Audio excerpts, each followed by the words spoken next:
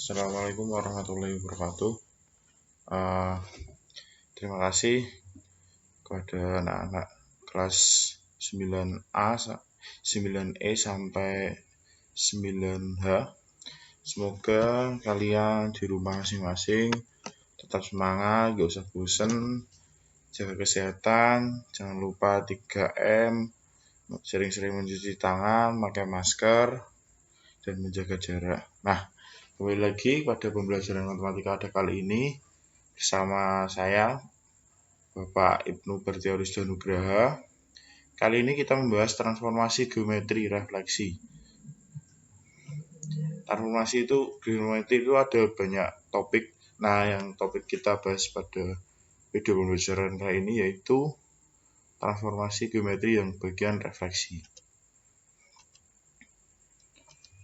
Oke, untuk tujuan pembelajaran pada kali ini yaitu melalui modul pembelajaran Discovery Learning melalui aplikasi WA dan Zoom setelah mengerjakan KPD dan berdiskusi dengan bimbingan guru peserta didik mampu membuat bayangan suatu benda dengan cara refleksi. Jadi refleksi. Nah, refleksi mungkin belum asing masih asing ya di kalian, tapi mungkin kalian sudah sering mengenal yaitu dengan pencerminan. Mungkin di jenjang-jenjang sebelumnya, mungkin di SD sudah dikenalkan dengan seperti pencerminan.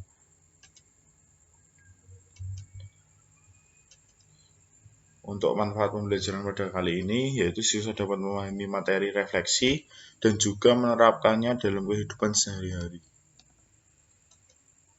Nah, kali ini ada sebuah gambar yaitu gambar cermin. Bapak ingin bertanya, sudahkah kalian bercermin pada hari ini? Sudah? Oh, pastinya sudah ya, terutama yang perempuan ya sudah bercermin semua. Nah, maksud pertanyaan ini yaitu suatu cermin, jika kita bercermin di depan cermin ya, itu kan harus menghasilkan sebuah bayangan. Apalagi jika cerminnya datar, berarti bayangannya hampir serupa dengan apa ukuran benda yang sesungguhnya, dengan juga jaraknya juga serupa. Tapi posisinya terbalik kan anak-anak. Bila kita di aslinya pakai tangan kanan, di cerminnya pakai tangan kiri. Nah, ini ada sebuah gambar. Mungkin salah satu dari kalian bisa kayak sering mengalami seperti hal ini ya. Mungkin saat setelah hujan gitu kan ada air menggenang dan itu membuat sebuah bayangan di atas air. Tolong perhatikan gambar di samping. Perhatikan bahwa setiap titik dari bangunan asli di atas air memiliki titik yang bersesuaian dengan bayangannya pada air. Nah, bisa kita lihat di sini. Ini kan titiknya di bawah. Ini jarak dengan titik pembatas yang di tengah itu hampir sama dengan jarak aslinya. Jarak dari semua titik pada bangunan asli ke permukaan air sama besarnya dengan jarak dari bayangan titik tersebut ke air. Nah, mungkin dari beberapa pengertian yang sudah Bapak kasih tadi, jadi kita dapat menyimpulkan bahwa refleksi atau pencerminan adalah merupakan salah satu jenis transformasi yang memindahkan setiap titik pada suatu bidang atau bangun geometri dengan menggunakan sifat benda dan bayangannya pada cermin datar. Nah, sedangkan sifat-sifat bayangan yang dibentuk oleh pencerminan diantaranya sebagai berikut. Yang pertama, bayangan suatu bangun yang dicerminkan memiliki bentuk dan ukuran yang sama dengan bangun aslinya. Nah, kalau pencerminan dengan seperti tadi, kita saat bercermin kan sama. Jarak bayangan ke cermin sama dengan jarak benda aslinya ke cermin. Jadi jaraknya itu sama. Misal satu titik ini kan dicerminkan, itu jaraknya hampir sama. Bayangan bangun pada cermin saling berhadapan dengan bangun aslinya.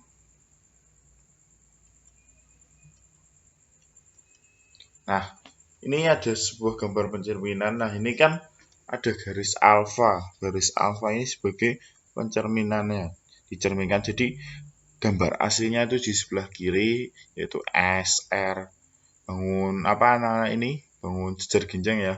Bangun jejer genjang yaitu S, R, P, Q. Nah, ini kan dicerminkan terhadap garis alfa. Nah, pencerminannya ada di sebelah kanannya, di R aksen, S aksen, Q aksen, dan P aksen. Nah, di sini ada bayangannya. Nah, jarak antar bayangan dari jarak asli, yaitu jarak sumbu bayangan ini, jarak garis yang dijadikan cermin ini kan di alfa. Nah, ini jaraknya sama dengan jarak bayangannya. Nah, ini misal titik A ke titik S. Nah, ini sama dengan titik alfa ini ke S aksen. Begitu juga dengan R dan sampai dengan Q.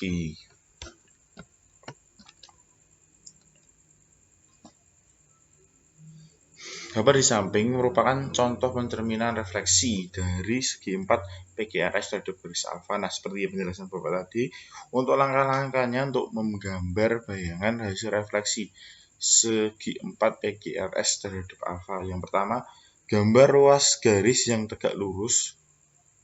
Gambar ruas garis yang tegak lurus terhadap garis alfa dari PQRS. Nah, ini garis yang tegak lurus. Ini tegak lurus, ini kan menghadapnya ke sini, ini tegak lurus, ditarik garis bantuan. Tentukan titik P aksen, Q aksen, R aksen, dan S aksen sehingga alfa tegak lurus dan membagi P aksen. Q aksen, R aksen, dan S aksen sama panjang. Titik P aksen, Q aksen, R aksen merupakan bayangan titik P.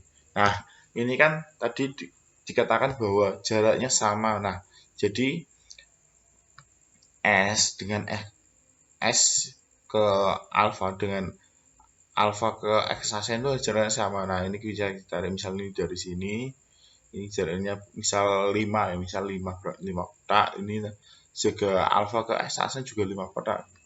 Untuk langkah yang ketiga yaitu hubungkan titik-titik P aksen, Q aksen, R aksen, S aksen oleh P aksen, Q aksen, R aksen merupakan bayangan PQRS yang direfleksikan oleh garis alfa.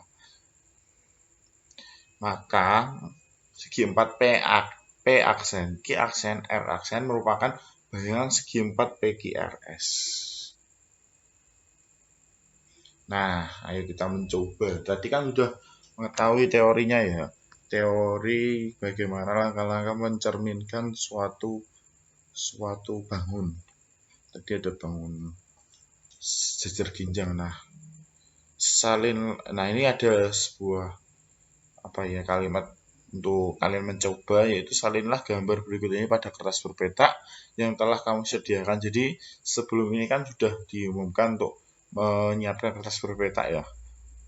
Gambar bayangan dari tiap bangun datar sesuai dengan garis refleksi tiap gambar. Ikuti langkah-langkah menggambar bayangan hasil pencerminan suatu bangun datar pada kegiatan yang sebelumnya. Nah, ini ada 5 soal, yaitu A, B, C, D, E, F. Nah, seperti dengan cara yang tadi, kalian lakukan dengan sama. Ini kan ada beberapa gambar. Nah, ini dilakukan dengan cara yang sama tadi. Ini kan berarti bentuk huruf seperti huruf T. Nah, ini dicari ujungnya dulu. Ini cari di ujungnya dulu. Nah, ini untuk hasil pencerminan tadi yang A ini kan ada menghadap ke kiri jadi menghadap ke kanan seperti ini. Ini hasil pencerminannya. Nah, ini ada 3 yang sudah ada hasil pencerminannya. Selanjutnya anak-anak bisa melanjutkan yang bagian EFG. Oke, untuk pembahasan kali ini yaitu tidak hanya tentang pencerminan terhadap suatu garis saja. Jadi ini kan pencerminan ada banyak garis. Nah, pencerminannya yaitu ada beberapa jenis. Nah, untuk yang pertama itu pencerminan terhadap sumbu X. Nah, bisa dilihat di gambar ini terhadap sumbu X. Nah, sumbu X berarti X-nya Y-nya sama dengan 0 ya.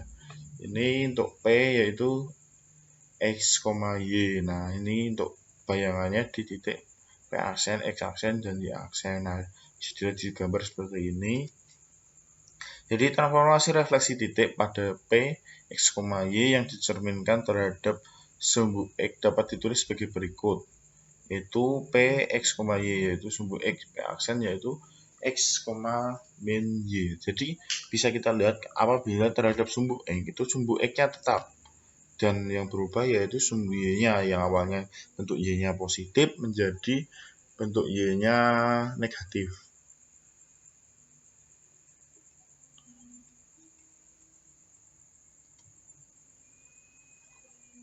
Selanjutnya yaitu pencerminan terhadap sumbu Y. Nah, tadi kan yang berubah di bagian X-nya, Y-nya. Sekarang yang berubah di bagian X-nya yang awalnya X menjadi min X. Untuk penjelasannya yaitu transformasi refleksi titik P, X, Y dapat ditulis sebagai pencerminan P, X, Y terhadap sumbu Y yaitu P aksen min X, Y. Jadi Y-nya tetap, X-nya yang berubah. Jadi X, misal X-nya positif menjadi X-nya negatif. Misal X-nya negatif jadi X-nya positif, berubah tanda. Nah, untuk selanjutnya yaitu pencerminan terhadap titik asal O yaitu 0,0. Nah, titik asalnya itu 0,0. 0,0 ini bisa kita lihat 0,0 pencerminan terhadap titik ini. Jadi jarak antara ini seperti penjelasan sebelumnya yaitu jarak antara 0 ke titik asal yaitu X, Y itu sama dengan jarak ke titik X aksen dan Y aksen seperti pada di gambar. Untuk transformasi refleksi titik P, X, Y yang ditulis dicerminkan terhadap sumbu X dapat ditulis sebagai berikut. P, X, Y terhadap titik 0,0 yaitu min X, min Y. Nah, untuk selanjutnya pencerminan terhadap garis Y sama dengan X. Nah, untuk Y sama dengan X. Ini kan garisnya seperti ini, garis Y sama dengan X-nya. Untuk garis ini sebagai titik acuan, sebagai tadi garis acuan pencerminannya. Nah, ini titik P-nya misal X, Y, dan P aksennya seperti ini di titik ini. Nah, jika titik P direfleksikan terhadap garis Y sama dengan X, maka diperoleh titik P aksen, X aksen, Y aksen sebagai persamaan refleksi berikut. X aksen sama dengan Y aksen sama dengan X. Seperti dibalik. Jadi transformasi ini bisa dituliskan sebagai berikut. Pencerminan terhadap X, Y terhadap garis Y sama dengan X yaitu P aksen sama dengan Y sama dengan X. Untuk selanjutnya ada Y sama dengan min X. Nah, untuk Y sama dengan min X kali ini, jika P, X, Y direfleksikan terhadap garis Y sama dengan min X, diperoleh hasil refleksinya yaitu X aksen sama dengan min Y, untuk Y aksen sama dengan min X. Jadi, tadi kan untuk Y sama dengan X itu bentuknya positif. Nah, ini untuk Y sama dengan min X itu bentuknya negatif. Untuk gambarnya bisa dilihat seperti ini garis Y sama dengan X-nya. Untuk garis Y sama dengan X tadi kan bentuknya ke atas, ini bentuknya ke bawah. Untuk selanjutnya, pencerminan terhadap garis X sama dengan H. Nah, untuk X sama dengan H ini kan garisnya. Nah, ini misalnya X-nya sama dengan 1.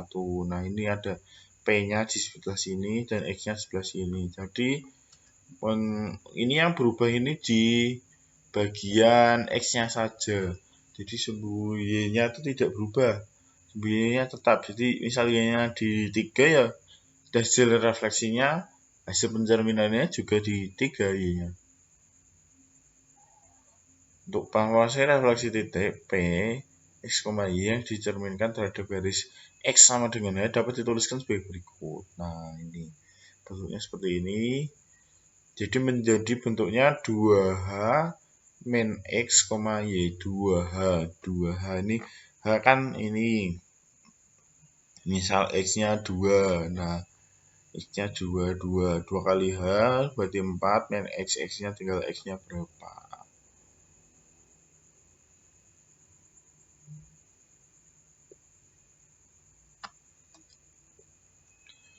Untuk selanjutnya ini terhadap garis Y sama dengan K tadi kan X sama dengan H, Y sama dengan H. Ini K-nya itu misalnya angka ya, ini angka Y-nya itu misalnya 2 atau berapa. Nah, ini bentuknya seperti ini. X-nya bisa awalnya di sini menjadi 2H menjadi 2K min Y. Nah, ini yang berubah tadi kan yang berubah sumbu X-nya, ini yang berubah sumbu Y-nya. Bisa ditulis sebagai berikut. Nah,